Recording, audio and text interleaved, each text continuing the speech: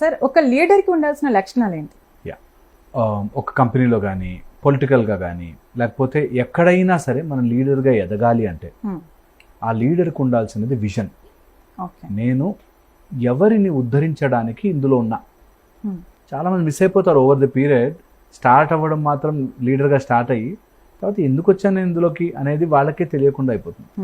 ఒక గొప్ప లీడర్ ఎప్పుడు they will have a vision.